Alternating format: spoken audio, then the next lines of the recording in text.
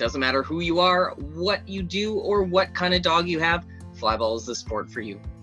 Welcome back, everyone. It's Alex for another Flyball and Friends interview. Today we're talking to Jess. So without further ado, let's get into it. All right, welcome, Jess. I'm so glad that you could take time out of your day to be here with me. If you could introduce yourself for everyone today. Hi, my name's Jess Dunn. I'm from Moon Township, which is a suburb out of Pittsburgh, Pennsylvania. I have 5 dogs. 2 of them are racing. The one's fairly green. And then I have a little baby dog that's learning how to run. The other 2 don't play flyball. They do other sports. And I've been playing for 3 years, and I currently am a student. I'm going to college, so I don't really have a career, but I do work part-time at a coffee shop. That's awesome. So how old were you when you started playing flyball? I was 15. That's awesome. So you're basically just getting into college now? Yes. That's awesome. All right, so what got you playing flyball? Well, I started out in other dog sports, specifically dock diving, and I was friends with a few dock divers who did play flyball, and I'd watched the videos on Facebook, and it really sparked my interest. So when the time came and I was able to get a new dog, I got a Border Whippet Malinois cross and started going to practices with him when he was a pup, and now I'm addicted. That's awesome. So what team do you play on? I started out on Frenzy Flyers, and that's where I've been for all my flyball career. And then recently I went to Slammers for U-Fly, and now I'm on Mighty Mutts for both NAFI and U-Fly. That's awesome. All right, so when you first started at the age of 15, were you racing a dog? I did go to one tournament. We were hosting it, and I raced my teammate's Border Collie, and that was kind of my first racing experience. She was a very easy dog. It was nice because I only had to worry about myself, not the dog. Yeah. So when I added my dog, who I also had to worry about, it was a little stressful. So I definitely would recommend to people learning on an experienced dog. For sure. Is there anything else you would recommend to someone else starting out in flyball? I mean, if your dog doesn't get it right away, or he has issues chasing or whatever it may be, don't get discouraged at first. You need to give it time. Eventually it'll all come together. For sure. I remember being pretty discouraged because my dog chased a little bit. Mm-hmm. And I used to think like, oh, he's never not going to chase. And then one day it just clicked. That's awesome. All right, now, did you do anything else other than running a dog when you were first starting out? Yeah, that specific tournament, I learned how to box and line judge, so they kept me busy doing that for the most part. But I also learned how to ball shag and call passes and whatnot. Excellent, that's awesome. Now, being younger in the sport, is there a life skill or maybe an attribute that you learned that you've taken from flyball? I would say that you can't take your time for granted as a kid, because now that I had all that free time to go to tournaments and stuff, now I'm realizing, oh, now that I'm getting older, I can't play as much. And I will definitely miss playing every weekend. For sure. Now, do you have a most memorable dog that you've gotten to watch so far in your career?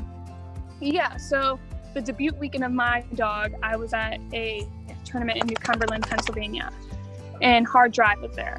And a woman named Lisa owns a dog named Pitch, who's a Border Whippet. And I remember just watching him, and I was totally memorized about how fast he could go and just the athleticism he had. And I still love watching him to this day. That's awesome. So do you do a lot of the training for all your dogs yourself? Yep. That's awesome. So at what age do you usually start flyball training? As soon as I get them. But my pointer I'm training, he's 4 and he's still training, so he started later. It's definitely more challenging with the later start, but it's definitely doable. For sure. Is there a specific age where it usually, or how long it takes to train a flyball dog? I say between 1 and 2 years. It just kind of depends on the dog, I feel. Fair enough. All right, now, how often would you say you go to team practice? When I was on the team close to me, I went every week, but now that I'm on a team in Michigan, I try to go once or twice a month when we are having practices. Yep. but it's kind of a hike. So if I was closer, I'd go more often. For sure. What about tournaments? How often would you say you go to tournaments? In the summer, at some point I was going every weekend, but I go to definitely like 4 a month maybe. Fair enough. Now, would you travel lots then for Flyball, or do you mostly just do local stuff? I do travel a lot, and majority of my tournaments are in Michigan, which is about a 5-ish hour drive, just depending on where at in Michigan. Okay. What would be the furthest you've traveled for Flyball?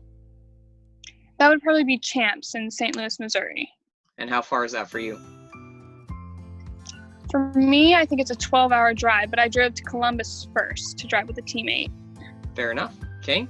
Now, do you have any outdoor tournaments in your area?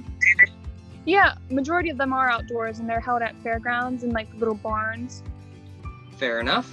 Now, what about, do you have anything that is weird that you would take to tournaments? I take slushy drinks. So when I have a long break, I'll just drive to the gas station and grab one. And that's how my little whippet got her name. This one right here. That's awesome. So you always got a drink in your hand. Yes.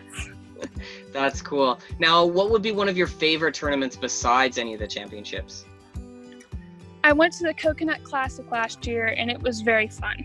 We all dressed up. There were a few teams from our region that went together, and we had a big pajama party. That's awesome. What about one of the important things you learned when you first started playing Flyball?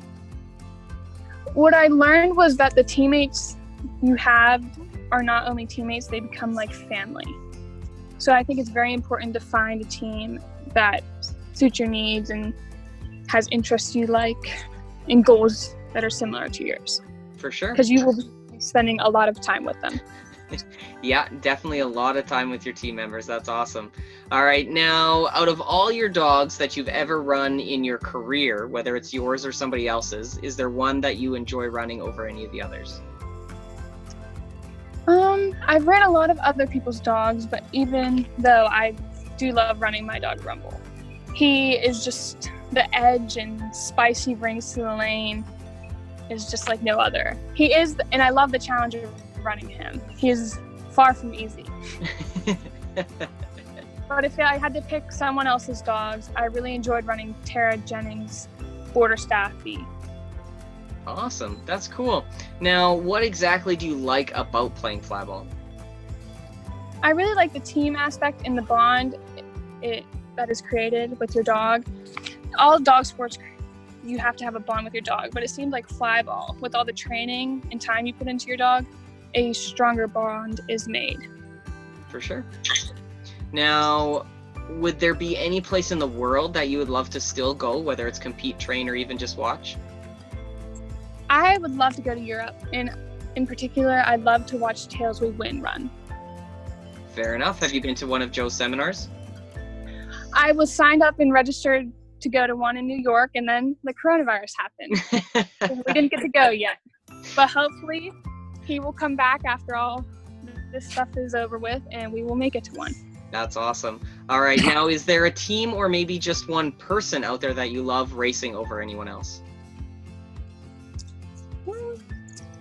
I love racing against rude dogs. It's really fun. That's cool. What about a team that you haven't been able to watch yet run? Do you have any of those? Well, that would be Tails We Win again, because I've never been. So I really love to watch them run. For sure. That's awesome. Now, what would be one of your earliest memories of Flyball?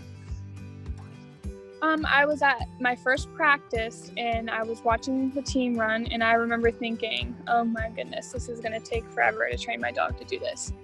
And I was like half right, half wrong. It's definitely a longer process than like dock diving, but it did not take nearly as long as I thought. For sure. That's awesome. Now, do you have another favorite memory of Flyball that could be either on or off the racing lanes? It's not my favorite memory because of what happened, but of how the people in the Flyball community reacted. I was at my first championship at Can-Am, and a dog on our team during finals had a crash and had a pretty bad injury. And everybody there was so helpful And even after, the amount of donations the dog got for medical reasons, it was just unbelievable. I had never seen anything like it. Yeah, we definitely come together as a community. It doesn't matter who it is, and we always try and support everyone in what we can do with anything for help. All right, now, do you have any personal goals playing the sport? In the moment, I really would like to get my younger Whippet running, but in like long-term goals, I'd love to get my current racing dog to hit a 3.4. Are you close? He's ran a 3.5, but he definitely has it in him, I think. We just have to work on, he's been a little wide on his box, so I think with some touch-ups, it's definitely possible. That's awesome. All right, now, do you have anyone in Flyball that you look up to as a mentor, whether it was when you first started out or continuing to this day? Since I was young, when I started, I had a lot of mentors, and they're still with me today. But out of all of them, my biggest mentor has been Alicia Bismore. She was there the day I started, and she has become one of my best friends, and she's always there to help me with whatever I need. That's awesome. Good for you for having someone like that. Now, do you have any hobbies outside of playing Flyball? Yeah, so I am in the marching band, or was in high school.